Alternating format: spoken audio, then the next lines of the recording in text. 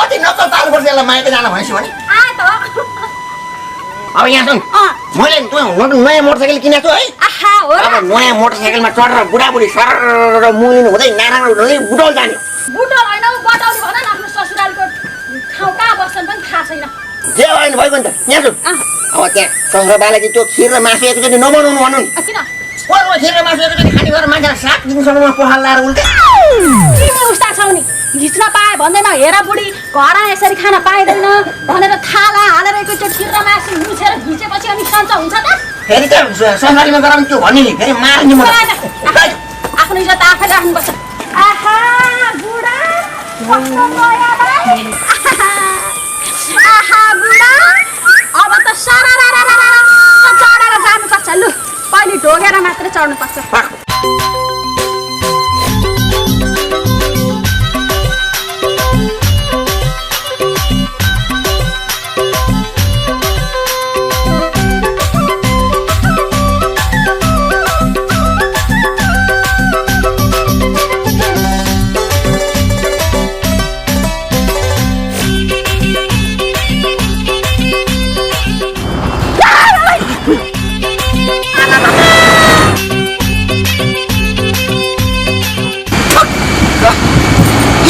बाटो हुन्छ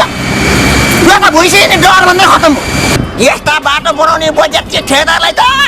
लोहार खाल्टो खना धुलै धुलो भएको खाल्टोमा लड्केर लोटपटेर निकालेर लोहार फेरि पानीमा चोबेर निकालेर फेरि ल्याएर धुलोमा लोटपटेर निकालेर पनि भुइँजस्तो अहिलेको तिजोइमा नै आम्भन्या बुढाबुढी बटौली जम्भन्या हिँड्नै गाह्रो भो हजुर हिँड्नै गाह्रो भो मुग्लिनेको धुलोले आफ्नै बुढी चिन्नै गाह्रो भो मुग्लिनेको धुलोले आफ्नै बुढी चिन्नै गाह्रो भो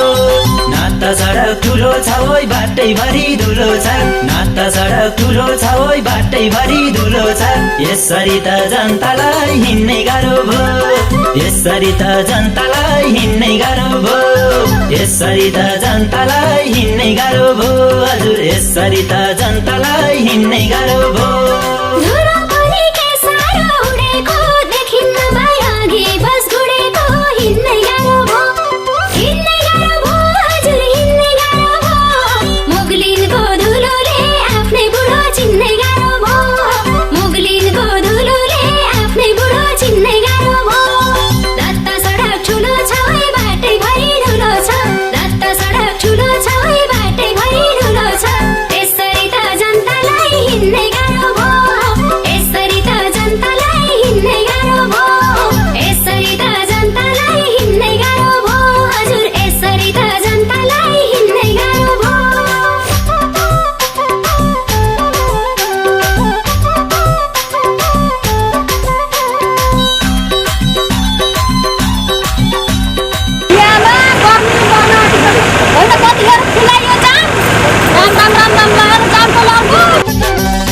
गर्मीले पाकेर मान्छे मर्न लागिसक्यो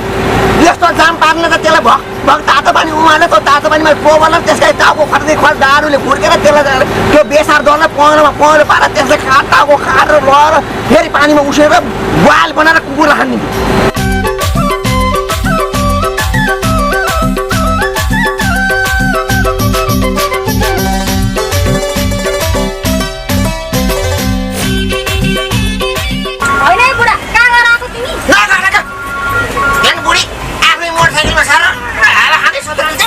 भनेको उसलाई पचेन अब अहिले खासले खोलो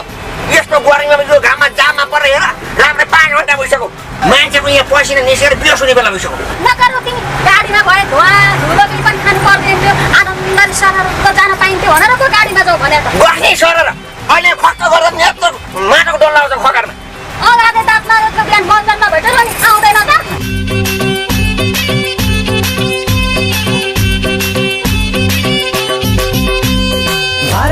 घाम चर्को डढियो दशाला र मिनी बस चढियो हिँड्नै गाह्रो भो हजुर हिँड्नै गाह्रो भो मुग्लिने मुग्लिनेको धुलोले आफ्नै बुढी चिन्नै गाह्रो भो मुग्लिनेको धुलोले आफ्नै बुढी चिन्नै गाह्रो भो नाता सडक ठुलो छ ओइ बाटैभरि धुलो छ नाता सडक ठुलो छ ओइ बाटैभरि धुलो छ यसरी त जनतालाई हिँड्नै गाह्रो भो यसरी त जनतालाई हिँड्नै गाह्रो भो यसरी त जनतालाई हिँड्नै गाह्रो भो हजुर यसरी त जनतालाई हिँड्नै गाह्रो भो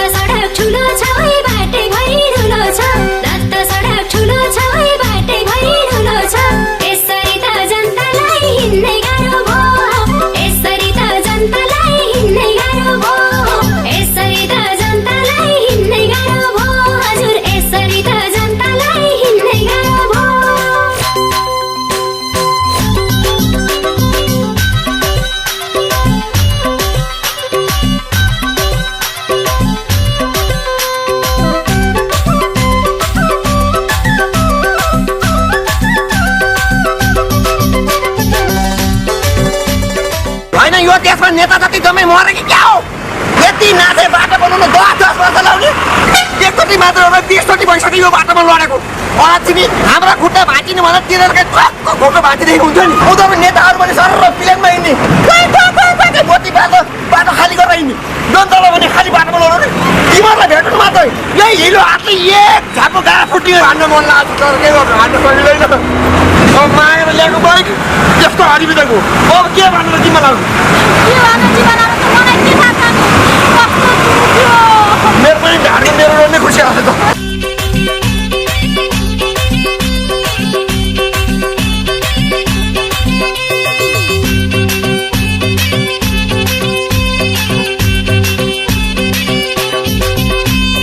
घाममा धुलो पानीमा हिलो भो किन बाटो बनाउन ढिलो भो हिँड्नै गाह्रो भो हजुर हिँड्नै गाह्रो भो थानकोटको धुलोले आफ्नै बुढी चिन्नै गाह्रो भो थानकोटको धुलोले आफ्नै बुढी चिन्नै गाह्रो भो नाता सडक ठुलो छ ओइ बाटैभरि धुलो छ नाता सडक ठुलो छ ओइ बाटैभरि धुलो छ यसरी त जनतालाई हिँड्नै गाह्रो भो यसरी त जनतालाई हिँड्नै गाह्रो भो यसरी त जनतालाई हिँड्नै गाह्रो भो हजुर यसरी त जनतालाई हिँड्नै गाह्रो भो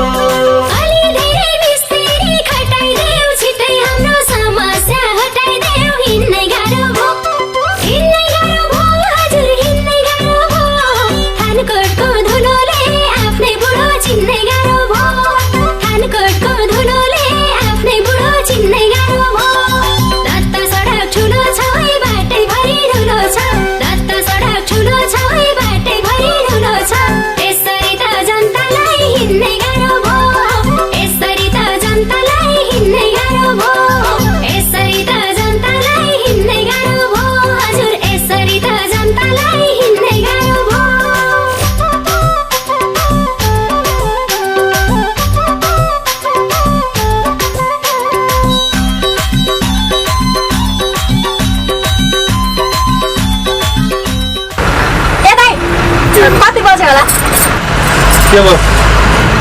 थाहा छैन मलाई साथी यहाँ आफ्नै कुरोसँग घडी क्या अर्कालाई सोध्थे यसलाई त दारी सारी पालेको खाइलाको केटो त देख्नै हुँदैन मारिदिन्छ अनि हिजो बेलुका घडी पाउनु थियो त्यही भएर पो सोधेको त नरिसाउन भने केटा फर्का केटा नआऊ होला दाइ ओ दाइ दाइ अलि भित्र जानु हुनु परेन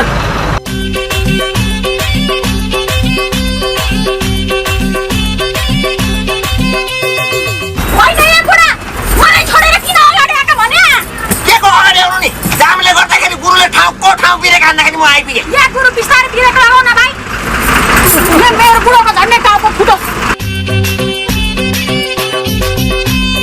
ठाउँमा पुग्दा 4 बज्यो बढीमा आज भोलि 10 बज्छ घडीमा हिँड्नै गाह्रो भो हजुर हिँड्नै गाह्रो भो थानकोटको धुलोले आफ्नै बुढी चिन्नै गाह्रो भो थानकोटको धुलोले आफ्नै बुढी चिन्नै गाह्रो भो नाता सडक ठुलो छ ओइ बाटैभरि धुलो छ नाता सडक ठुलो छ ओइ बाटैभरि धुलो छ यसरी त जनतालाई हिँड्नै गाह्रो भो यसरी त जनतालाई हिँड्नै गाह्रो भो